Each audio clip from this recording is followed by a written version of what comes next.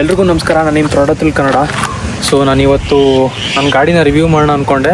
So almost ಒಂದು 2 years ಓಡಿಸಿದ್ದೀನಿ ನಾನು. Around 20,000 kilometers ಓಡಿಸಿದ್ದೀನಿ. ಇನ್ನೂ 500 kilometers ಇದೆ.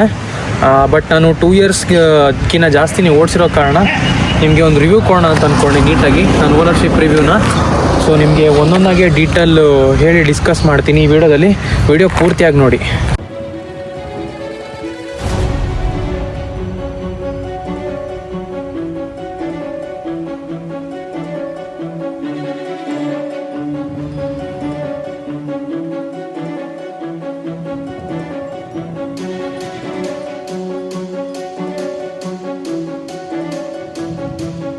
ಸೊ ಈ ಗಾಡಿಗೆ ಬ್ರೀಫ್ ಇಂಟ್ರೊಡಕ್ಷನ್ ಕೊಡೋದೇ ಬೇಕಾಗಿಲ್ಲ, ಯಾಕಂದರೆ ನಿಮ್ಗೆ ಆಲ್ರೆಡಿ ಈ ಗಾಡಿ ಬಗ್ಗೆ ಸುಮಾರು ಡೀಟೇಲ್ಸ್ ಗೊತ್ತಿರುತ್ತೆ.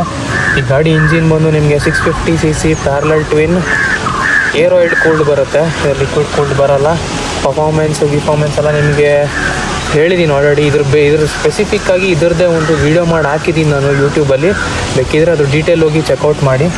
ಸೊ ಈ ವಿಡಿಯೋದಲ್ಲಿ ನಾನು ಪ್ರೋಸ್ ಏನಿತ್ತು ಈ ಗಾಡಿದು, ಕಾನ್ಸ್ ಏನಿತ್ತು, ಆಮೇಲೆ ಈ ಗಾಡಿದು ಎಕ್ಸ್ಪೀರಿಯೆನ್ಸು ಒಳ್ಳೆಯದಾಗಲಿ ಕೆಟ್ಟದಾಗಲಿ ಏನೇನು ಎಕ್ಸ್ಪೀರಿಯೆನ್ಸ್ ಮಾಡಿದ್ದೀನಿ ಈ 2 yearsಲ್ಲಿ ಈ ವಿಡಿಯೋದಲ್ಲಿ ಕವರ್ ಮಾಡ್ತೀನಿ. ಸೊ ಈ ಇಂಜಿನ್ ವಿಷಯಕ್ಕೆ ಬರೋಕ್ಕಾದರೆ ಇಂಜಿನು ತುಂಬ ಸ್ಮೂತಾಗಿದೆ. ಸೊ ಇದು ಪ್ಯಾರಲಲ್ ಟ್ವಿನ್ ಆಗಿರೋ ಕಾರಣ ಸಿಲಿಂಡರ್ ಜಾಸ್ತಿ ಇರೋಷ್ಟು ಸ್ಮೂತ್ನೆಸ್ ಜಾಸ್ತಿ ಇರುತ್ತೆ. ಆ್ಯಂಡ್ ಪವರು ಅಷ್ಟೇ. ಪವರ್ ನಿಮಗೆ ಏಕ್ದಮಾಗಿ ಸಡನ್ನಾಗಿ ಒಂದು RPM ರೈಸ್ ಆಗಿದ ತಕ್ಷಣ ಪವರ್ ಬಂದ್ಬಿಡಲ್ಲ, ಲೀನಿಯರಾಗಿ ಪವರ್ ರೈಸ್ ಆಗ್ತಾ ಹೋಗುತ್ತೆ. ಯಾಕಂದರೆ ಇದು ಪ್ಯಾರಲಲ್ ಟ್ವಿನ್ ಆಗಿರೋ ಕಾರಣ. ಸಿಂಗಲ್ ಸಿಲಿಂಡರ್ ಅಂದರೆ ಡ್ಯೂಕ್ 390 ಆಗಿರ್ಬೋದು, ಬೇರೆ ಪಲ್ಸರ್ NS ಆಗಿರ್ಬೋದು, ಆ ಬ್ಯಾಂಡ್ ಕ್ರಾಸ್ ಆಗಿದ ಮೇಲೆ ಆ ಪವರ್ ಫೀಲ್ ಆಗುತ್ತೆ. ಇದು ಹಂಗಲ್ಲ, ಇದು ಕಂಟಿನ್ಯೂಸ್ ಆಗಿ ಲೀನಿಯರಾಗಿ ಪವರು ಹಂಗೆ ಇನ್ಕ್ರೀಸ್ ಆಗ್ತಾ ಹೋಗುತ್ತೆ. ಸೊ ಇದ್ರ ಟಾಪ್ ಸ್ಪೀಡ್ ಬಂದು ನಾನು ಹತ್ತತ್ರ 180 km/h ಸ್ಪೀಡ್ ಹೊಡೆದಿದ್ದೀನಿ. ಬಟ್ ಇಂಟೆನ್ಷನಲ್ಲಿ ನಾನು ಟಾಪ್ ಸ್ಪೀಡ್ ಚೆಕ್ ಮಾಡೋಕ್ಕೆ ಹೋಗಿಲ್ಲ. ಸೊ ನೀವು ಕ್ಲಾಕ್ ಮಾಡಿದ್ರೆ ಓಪನ್ ಹೈವೇಲಿ ಅರೌಂಡ್ 190 km/h ಸ್ಪೀಡ್ ಹೋಗ್ಬೋದು.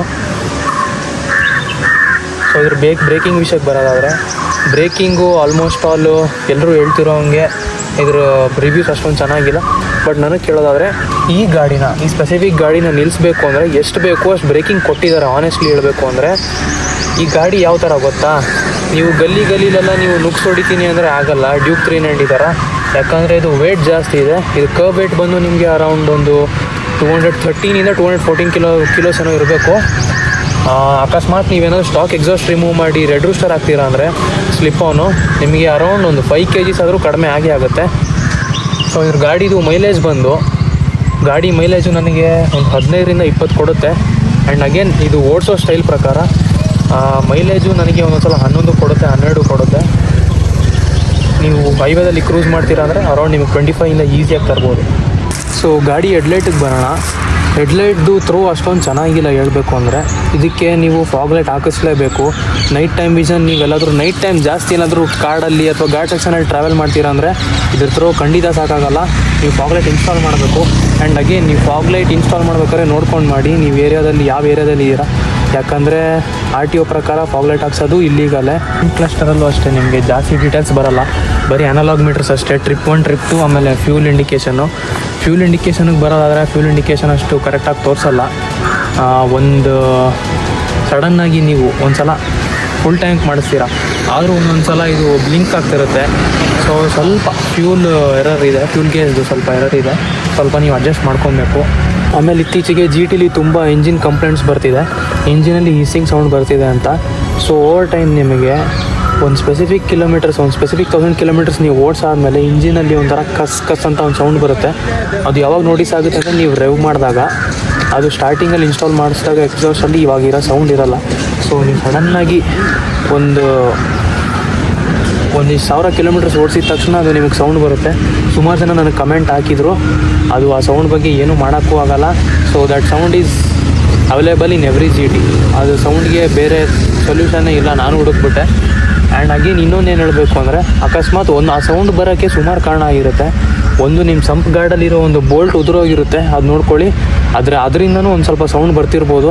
ಆ್ಯಂಡ್ ಅಗೇನ್ ನೀವು ಥ್ರಾಟಲ್ ಬಾಡಿ ಕ್ಲೀನ್ ಮಾಡಿಸಿಲ್ಲ ಅಂದರೆ 1 yearವರೆಗೂ ಕ್ಲೀನ್ ಮಾಡಿಸಿ, ಯಾವಾಗ ಕರೆಕ್ಟ್ ಆಗುತ್ತಾ ನೋಡಿ. ನಾನು ನಿಮ್ಗೆ ಅದಾದಮೇಲೂ ನಿಮಗೆ ಗ್ಯಾರಂಟಿ ಕೊಡೋಕ್ಕಾಗಲ್ಲ ಸೌಂಡ್ ಹೋಗುತ್ತೆ ಅಂದ್ಬಿಟ್ಟು. ಸೊ ನನ್ನ ಗಾಡೀಲೂ ಆ ಸೌಂಡ್ ಇದೆ, ಬಟ್ ಅಡ್ಜಸ್ಟ್ ಮಾಡ್ಕೊತೀನಿ. ನನಗೆ ಆ ಸೌಂಡ್ ಏನು ಡಿಸ್ಟರ್ಬ್ ಏನು ಮಾಡಲ್ಲ. ಆ ಇಂಜಿನ್ಗೂ ಅದೇನು ಹಾರ್ಮ್ ಇಲ್ಲ ಆ ಸೌಂಡು. ಸೊ ತಲೆ ಕೆಡ್ಸ್ಕೊಳಕ್ಕೆ ಹೋಗಬೇಡಿ. ಆಮೇಲೆ ಗಾಡಿದು ಬಂದು ಸೀಟ್ ಹೈಟ್ ಏನಪ್ಪ ಅಂದರೆ ಇದು ನಿಮಗೆ 804 mm ಬರುತ್ತೆ ಸೀಟ್ ಹೈಟು. ಸೊ ನೀವು ಒಂದು 5'7" ಮೇಲಿದ್ರೆ ಆರಾಮಾಗಿ ಗಾಡಿನ ಹ್ಯಾಂಡಲ್ ಮಾಡ್ಬೋದು. ಬಟ್ 5'6" ಕೆಳಗಿರೋ ತುಂಬ ಕಷ್ಟ ಆಗುತ್ತೆ, ಯಾಕಂದರೆ ಟ್ರಾಫಿಕ್ಕಲ್ಲಿ ಸ್ವಲ್ಪ ಹಿಂದೆ ಮುಂದೆ ಮಾಡೋದು ಎಳೆಯೋಕ್ಕೆ ಸ್ವಲ್ಪ ಕಷ್ಟ ಆಗ್ಬೋದು ನಿಮಗೆ. ಸೀಟಿಂಗ್ ಕಂಫರ್ಟ್ ಬಗ್ಗೆ ಹೇಳೋದಾದರೆ, ನಾನು ಆ್ಯಕ್ಚುಲಿ ಇದು ಹಾಕ್ಸಿರೋದು ಟೂರಿಂಗ್ ಸೀಟು, ಸ್ಟಾಕ್ ಸೀಟ್ ತೆಗ್ಸಿದೆ ನಾನು. ಟೂರಿಂಗ್ ಸೀಟಿಗೂ ಸ್ಟಾಕ್ ಸೀಟಿಗೂ ಅಷ್ಟೊಂದು ಡಿಫ್ರೆನ್ಸ್ ಇಲ್ಲ. ಸೊ ನೀವು ಹಾಕ್ಸೋಕೆ ಹೋಗಬೇಡಿ, ಅದು ವರ್ತು ಇಲ್ಲ, ಇನ್ವೆಸ್ಟ್ಮೆಂಟಿಗೆ ಬರ್ತಿಲ್ಲ. ಆ್ಯಂಡ್ ಅಗೇನ್ ಇದ್ರ ಸೀಟಿಂಗ್ ಪೋಸ್ಚರು ಸ್ವಲ್ಪ ಬಂದು ಕಮಿಟೆಡ್ ಇದೆ. ನಿಮಗೆ ಲಾಂಗ್ ಟೂರ್ಗೆ ಹೋಗಿ, ನನಗೆ ಪರ್ಸ್ನಲಿ ಲಾಂಗ್ ಟೂರ್ಗೆ ಹೋದಾಗಲೂ ನನಗೆ ಅಷ್ಟೊಂದು ಪೇನ್ ಆಗಿಲ್ಲ. ಬಟ್ ನಿಮಗೆ ಪೇನ್ ಯಾವಾಗುತ್ತೆ ಅಂದರೆ, ಅಕಸ್ಮಾತ್ ನೀವು ಫುಲ್ ಹೆವಿ ಟ್ರಾಫಿಕಲ್ಲಿ ಸಿಗಾಕೊಂಡಿದ್ದೀರಾ ಅಂದರೆ ತುಂಬ ಪೇನ್ ಆಗುತ್ತೆ, ಎಸ್ಪೆಷಲಿ ರಿಸ್ಟು ಆಮೇಲೆ ಶೋಲ್ಡರು. ಗಾಡಿ ಟೈರ್ ವಿಷಯಕ್ಕೆ ಬರೋದಾದರೆ, ಇದು ಆ್ಯಕ್ಚುಲಿ ವೆಡೆಸ್ಟೈನ್ ಟೈರ್ಸು 130/70 ಬರುತ್ತೆ. ಗ್ರಿಪ್ಪು ಅಲ್ಟಿಮೇಟ್ ಆಗಿದೆ. ಸೊ ಯೂಶ್ವಲಿ ಬೇರೆಯವರು ಇದನ್ನ ಪ್ರಿಫರ್ ಮಾಡಲ್ಲ, ಯಾಕಂದರೆ ಇದಕ್ಕಿನ್ನ ಗ್ರಿಪ್ ಬೇಕು ಅಂತ ಹೇಳ್ತಾರೆ. ಸೊ ನನ್ನ ಪ್ರಕಾರ ಒಂದು ನಾರ್ಮಲ್ ಸಿಟಿ ರೈಡ್ಗೆ, ನಮ್ಮ ಇಂಡಿಯನ್ ರೋಡ್ಸ್ಗೆ this is more than enough. So ನಾನು ಇದನ್ನೇ ಹಾಕ್ಸಿದ್ದೀನಿ. ಇದೊಂದು ಸೆಕೆಂಡ್ ಟೈರ್ ಆ್ಯಕ್ಚುಲಿ. ನಾನಿದು ಚೇಂಜ್ ಮಾಡಿಸಿದ್ದು ಒಂದು 13.5 ಚಿಲ್ಲರೆ ಹತ್ರ. ಸೊ ನಿಮಗೆ ಸ್ಟಾಕ್ ಟೈರ್ಸು ನೀವು ಕರೆಕ್ಟಾಗಿ ಓಡಿಸಿದ್ರೆ, ಡೀಸೆಂಟಾಗಿ ಓಡಿಸಿದ್ರೆ, ನಿಮಗೆ ಅರೌಂಡ್ 15,000 ಕಿಲೋಮೀಟರ್ಸ್ವರೆಗೂ ನೀವು ಒಂದು ಟೈರ್ನ ಸ್ಟ್ರೆಚ್ ಮಾಡ್ಬೋದು. ಇದ್ರ ಒಂದು ಟೈರ್ ಪ್ರೈಸ್ ಬಂದು ಒಂದು 7,500, ಬರೀ ರೇರ್ ಟೈರ್ ಹೇಳ್ತಾ ಇದ್ದೀನಿ. ಮುಂದ್ಗಡೆ ಬಂದು ಒಂದು 3,000 ಆಗುತ್ತೆ. ಸೊ ಟೋಟಲ್ ನೀವು ಟೈರ್ ಕಾಸ್ಟ್ ಸೇರಿಸಿದ್ರೆ ಒಂದು 10,000 ರಿಂದ 11,000 ಆಗುತ್ತೆ. ಸೊ ನೀವು ಆರಾಮಾಗಿ 1.5 ವರ್ಷಕ್ಕಿಂತ ಜಾಸ್ತಿನೇ ಓಡಿಸ್ಬೋದು ಒಂದು ಟೈರಿಂದ. ನೀವು ಏರಿಯಾ ಚೆನ್ನಾಗಿತ್ತು, ನಿಮ್ಮ ಸಿಟಿ ಕಂಡೀಷನ್ಸ್ ಚೆನ್ನಾಗಿತ್ತು, ರೋಡ್ ಚೆನ್ನಾಗಿತ್ತು ಅಂದರೆ ನೀವು ಒಂದು 20,000 ಕಿಲೋಮೀಟರ್ಸ್ವರೆಗೂ ಸ್ಟ್ರೆಚ್ ಮಾಡ್ಬೋದು. ನಮ್ಮ ಫ್ರೆಂಡ್ಸು ಇದ್ದಾರೆ, ಅವರು 20,000 ಕಿಲೋಮೀಟರ್ಸ್ ಎಲ್ಲ ಸ್ಟ್ರೆಚ್ ಮಾಡಿಸಿ ಆಮೇಲೆ ಟೈರ್ ಚೇಂಜ್ ಮಾಡಿಸಿದ್ದಾರೆ. ನನ್ನ ರೈಡಿಂಗ್ ಸ್ಟೈಲ್ ಪ್ರಕಾರ ಒಂದು 13,000 ಕಿಲೋಮೀಟರ್ಸ್ವರೆಗೂ ಬಂತು ಅಷ್ಟೇ. ಸೊ ನಾನು ಇನ್ನು ಹಿಂದ್ಗಡೆ ಚೇಂಜ್ ಮಾಡಿಸಿದ್ದೀನಿ, ಮುಂದ್ಗಡೆ ಇನ್ನೂ ಚೇಂಜ್ ಮಾಡಿಸಿಲ್ಲ. ಈ ಗಾಡಿ ಟೇಲ್ ವಿಷಯಕ್ಕೆ ಬರೋಣ. ಈ ಟೇಲ್ ನೋಡಿದ್ರೆ ನನಗೆ CD100 ಥರ ಅನಿಸುತ್ತೆ. ನನಗೂ ಆನೆಸ್ಟ್ಲಿ ಹೇಳಬೇಕು ಅಂದರೆ ನನಗೂ ಈ ಟೇಲ್ ಸೆಕ್ಷನ್ ಇಷ್ಟ ಇಲ್ಲ. ಬಟ್ ನನಗೆ ಇದನ್ನು ತೆಗ್ಸಿ ಬೇರೆದು ಹಾಕ್ಸೋಕ್ಕೂ ಇಷ್ಟ ಇಲ್ಲ, ಯಾಕಂದರೆ ನಾನು ಆದಷ್ಟು ನನ್ನ ಗಾಡಿನ ನಾನು ಸ್ಟಾಕ್ ಕಂಡೀಷನಲ್ಲೇ ಮೇಂಟೈನ್ ಮಾಡೋಕ್ಕೆ ಇಷ್ಟಪಡ್ತೀನಿ. ಇದೆಲ್ಲ ಯಾವುದು LED ಬರದೆ ಎಲ್ಲ ಹ್ಯಾಲೋಜನ್ನೇ ಬರುತ್ತೆ ನಿಮಗೆ. ಇದು ಓವರ್ ಟೈಮ್ ನಿಮಗೆ ಹ್ಯಾಲೋಜನ್ಸ್ ಹಾಳಾಗ್ಬೋದು. ಸೊ ಇದಕ್ಕೆ ಫ್ಲ್ಯಾಶ್ ಎಕ್ಸ್ ಎಲ್ಲ ಹಾಕಿಸ್ತಾರೆ ಜನ, ಜಾಸ್ತಿ ಹಾಕ್ಸೋಕ್ಕೆ ಹೋಗಬೇಡಿ. ಹಾಕ್ಸಿದ್ರು ಜಾಸ್ತಿ ಯೂಸ್ ಮಾಡಬೇಡಿ ಫ್ಲ್ಯಾಶ್ ಎಕ್ಸ್ನ, ಯಾಕಂದರೆ ಇದು ಹ್ಯಾಲೋಜನ್ ಇದೆ, ಹ್ಯಾಲೋಜನ್ ಜಾಸ್ತಿ ತಡ್ಕೊಳ್ಳಲ್ಲ. ಈ ಗಾಡಿನ ನೀವು ಟ್ರ್ಯಾಕ್ ಪರ್ಪಸ್ ಯೂಸ್ ಮಾಡ್ತೀರಾ ಅಂದರೆ ಲಿಟ್ರಲಿ ವೇಸ್ಟ್ ಅಂತಲೇ ಹೇಳ್ತೀನಿ, ಯಾಕಂದರೆ ಈ ಗಾಡಿ ಟ್ರ್ಯಾಕ್ ಪರ್ಪಸ್ಗೆ ಮಾಡಿಲ್ಲ. ಇದೇನಿದ್ರು ನಿಮಗೆ ಡೈಲಿ ಕಮ್ಯೂಟಿಂಗು, ರೈಡಿಂಗು, ಸಿಟಿ ಮತ್ತು ಕಮ್ಯೂಟ್ಸ್ಗೆಲ್ಲ ಯೂಸ್ ಮಾಡ್ತಾ ಇರ್ಬೋದು ಅಷ್ಟೇ. ಆ್ಯಕ್ಚುಲಿ ಇದು ಟ್ರ್ಯಾಕಿಗೆ ಓಡಿಸೋ ಥರ ಡಿಸೈನ್ ಆಗಿಲ್ಲ, ಯಾಕಂದರೆ ಬೈಕ್ದು ಸಸ್ಪೆನ್ಷನು ನಿಮಗೆ ಸಪೋರ್ಟ್ ಮಾಡಲ್ಲ. And again this is a cafe racer, this is not a super bike or racer bike. ಹೆಸರು ಮಾತ್ರ ಕೆಫೆ ರೇಸರ್ ಅಷ್ಟೇ. ಆ್ಯಂಡ್ ನಿಮಗೆ ಸರ್ವಿಸ್ ಇಂಟರ್ವಲ್ ಬಂದು ಫಸ್ಟ್ ಸರ್ವಿಸ್ ನಿಮಗೆ 500 ಕಿಲೋಮೀಟರ್ಸ್ಗೆ ಒಂದು ಸಲ ಮಾಡಿಸ್ಬೇಕಾಗುತ್ತೆ. ಆಮೇಲೆ ಸೆಕೆಂಡ್ ಸರ್ವೀಸು 10,000 ಕಿಲೋಮೀಟರ್ಸು, 20,000 ಕಿಲೋಮೀಟರ್ಸು, ಅಥವಾ 6 ಮಂತ್ಸು ಅಥವಾ 1 ಇಯರು. 10,000 ಕಿಲೋಮೀಟರ್ಸ್ ಅಥವಾ 6 ಮಂತ್ಸು ಯಾವ್ದು ಬೇಗ ಬರುತ್ತೆ, ಸೊ ಅದರ ಪ್ರಕಾರ ನೀವು ಮಾಡಿಸ್ಬೇಕಾಗುತ್ತೆ. ಸೊ ಒಂದು ಸರ್ವಿಸ್ ಇಂಟರ್ವಲ್ ಕಾಸ್ಟ್ ನಿಮಗೆ ಅರೌಂಡ್ ಒಂದು 5,000 ರಿಂದ 6,000 ಇರ್ಬೋದು. ಅಕಸ್ಮಾತ್ ನಿಮ್ಮದು ಬ್ರೇಕ್ ಪ್ಯಾಡ್ಸ್ ಹೋಗಿದೆ, ನಿಮ್ಮದು ಕ್ಲಚ್ ಪ್ಲೇಟ್ ಹೋಗಿ ಆಗಿದೆ ಅಂದರೆ ನಿಮಗೆ ಅರೌಂಡ್ ಒಂದು 10,000 to 13,000 ಒಳಗೆ ಬರ್ಬೋದು.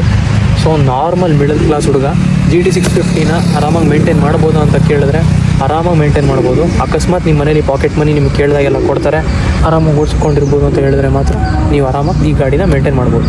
ಆಮೇಲೆ ಇನ್ನೊಂದು ವಿಷಯ ಬರೋದಾದರೆ ಅಂದರೆ ಇಂಜಿನ್ದು ಹೀಟಿಂಗ್ ಇಶ್ಯೂ. 650cc ಆಗಿರೋದ್ರಿಂದ ಹೀಟಿಂಗ್ ಹೊಡೆಯುತ್ತೆ, ಎಷ್ಟು ಹೊಡಿಬೇಕು ಅಂತ. ಸ್ಪೆಸಿಫಿಕಲಿ ಇದು ಯಾರು ಹೇಳಿದಾರೋ ಇಲ್ವೋ ಗೊತ್ತಿಲ್ಲ, ಈ ಮ್ಯಾಟ್ ಇಂಜಿನ್ ಏನಿದೆಯಲ್ಲ, ಮ್ಯಾಟ್ ಫಿನಿಶ್ ಇಂಜಿನ್ನು ಅಷ್ಟೊಂದು ಹೀಟ್ ಹೊಡೆಯಲ್ಲ ಹೇಳ್ಬೇಕಂದ್ರೆ. ಸೊ ನೀವು ಅಕಸ್ಮಾತ್ ಸಿಲ್ವರ್ ಫಿನಿಶ್ಡ್ ಏನಾದರೂ ಇಂಜಿನ್ ತೊಗೊಂಡ್ರೆ ಅದು ತುಂಬ ಹೀಟ್ ಎಮಿಟ್ ಮಾಡುತ್ತೆ. ನಾನು ಪರ್ಸ್ನಲಿ ಓಡಿಸಿದ್ದೀನಿ, ಎಕ್ಸ್ಪೀರಿಯೆನ್ಸ್ ಮಾಡಿದ್ದೀನಿ ಕೂಡ. ಸೊ ನಿಮಗೆ ಹೀಟ್ ಪ್ರಾಬ್ಲಮ್ಸು ಅಷ್ಟೊಂದೇನು ಬರೋಲ್ಲ. ಅಕಸ್ಮಾತ್ ನೀವು ಟ್ರಾಫಿಕಲ್ಲಿ ಜಾಸ್ತಿ ಓಡಿಸ್ತೀರಂದರೆ ಮಾತ್ರ ಹೀಟ್ ಆಗುತ್ತೆ. ನೀವು ಹೈವೇಲಿ ಏನಾದರೂ ಲಾಂಗ್ ರನ್ ಮಾಡ್ತೀರಂದರೆ ಅಷ್ಟೊಂದು ಹೀಟ್ ಆಗಲ್ಲ ಪರ್ಸ್ನಲಿ. ಸೊ ನನಗೆ ಈ ಗಾಡಿ ಬಂದು ನನಗೆ ಆನ್ ರೋಡು 4,38,000 rupees ಆಗಿತ್ತು. ಅಕಸ್ಮಾತ್ ನೀವು ಈ ಕಲರ್, ಇದೇ ಕಲರು ಸೇಮ್ ಅಲಾಯ್ ವೀಲ್ ವರ್ಸನ್ನೇ ನೀವು ಇವಾಗ ಏನಾದ್ರು ತೊಗೊಬೇಕು ಅಂತಿದ್ರೆ ನಿಮಗೆ GST 2.0 ರಿವೈಸ್ಡ್ ವರ್ಷನಲ್ಲಿ ನಿಮಗೆ ಒಂದು ಅರೌಂಡ್ 4,70,000 ಹತ್ರನೂ ಹೋಗ್ಬೋದು. ಯಾಕಂದರೆ ಇವಾಗ ಟ್ಯಾಕ್ಸ್ ಎಲ್ಲ ಜಾಸ್ತಿ ಮಾಡಿಬಿಟ್ಟಿದ್ದಾರೆ, 350cc ಅಬವ್ ಅಂತೆಲ್ಲ ರೂಲ್ಸು. ಈ ಗಾಡಿನ ಬಿಗಿನರ್ಸ್ ಓಡಿಸ್ಬೋದಾ ಅಂತ ಕೇಳಿದ್ರೆ ಸೊ ನಾನು ಡೆಫಿನೆಟ್ಲಿ ನಿಮ್ಗೆ ರೆಕಮೆಂಡ್ ಮಾಡಲ್ಲ. ಸ್ಟಾರ್ಟಿಂಗಲ್ಲಿ ನೀವು 150cc ಅಥವಾ 250cc ಸ್ಟಾರ್ಟ್ ಮಾಡಿ. ನೀವು ಸಡನ್ನಾಗಿ 650cc ಜಂಪ್ ಆದರೆ ನಿಮ್ಗೆ ಎಕ್ಸ್ಪೀರಿಯೆನ್ಸ್ ಲ್ಯಾಕ್ ಆಗುತ್ತೆ. ಯಾಕಂದರೆ ಇದು ಬ್ರೇಕಿಂಗು, ಆಮೇಲೆ ಇದ್ರದ್ದು ಬ್ರೇಕಿಂಗ್ ಆಗಿರ್ಬೋದು, ಆಕ್ಸಿಲರೇಷನ್ ಆಗಿರ್ಬೋದು, ಅಷ್ಟೊಂದು ಐಡಿಯಾ ಸಿಗೋಲ್ಲ ನಿಮಗೆ. ನಾನು ಇದು ಗಾಡಿ ತೊಗೊಂಡಾಗ 1 ವರ್ಷದಲ್ಲಿ ಆಕ್ಸಿಡೆಂಟ್ ಮಾಡ್ಕೊಂಡೆ, ಬಿಕಾಸ್ ಇದು ನನ್ನ ಫಸ್ಟ್ ಬೈಕ್ ಆಗಿತ್ತು. ಸೊ ನಿಮಗೆ ನಾನು ಈ ಬೈಕ್ನ ಫಸ್ಟ್ ಬೈಕಾಗಿ ತೊಗೊತೀರ ಅಂದರೆ ರೆಕಮೆಂಡ್ ಮಾಡಲ್ಲ. ನೀವು ಅಕಸ್ಮಾತ್ ಸೇಫಾಗಿ ಓಡಿಸ್ತೀರಾ, ಸ್ಲೋಗಿ ಓಡಿಸ್ತೀರಾ, ನೀವು ಆರಾಮಾಗಿ ಕಲಿತೀರಾ ಅಂದರೆ ಮಾತ್ರ ಈ ಗಾಡಿನ ತೊಗೊಳ್ಳಿ. ಇಲ್ಲಾಂದರೆ ನಾನು ಬಿಗಿನರ್ಸ್ಗೆ ಈ ಗಾಡಿನ ಸಜೆಸ್ಟ್ ಮಾಡಲ್ಲ. ಸೊ ಇದೇ ನನ್ನ ಗಾಡಿ ಓನರ್ಶಿಪ್ ರಿವ್ಯೂ. ನಾನು ಅಕಸ್ಮಾತ್ ಏನಾದರೂ ಮಿಸ್ ಮಾಡಿದರೆ ನನಗೆ ಕಮೆಂಟ್ ಸೆಕ್ಷನಲ್ಲಿ ತಿಳಿಸಿ. ವೀಡಿಯೋ ಇಷ್ಟ ಆದರೆ ಶೇರ್ ಮಾಡಿ, ಲೈಕ್ ಮಾಡಿ, ಸಬ್ಸ್ಕ್ರೈಬ್ ಮಾಡಿ. ಆ್ಯಂಡ್ ಮತ್ತೆ ಮುಂದಿನ ವೀಡಿಯೋದಲ್ಲಿ ಸಿಗ್ತೀನಿ. ಅಲ್ಲಿವರೆಗೂ ಬಾಯ್.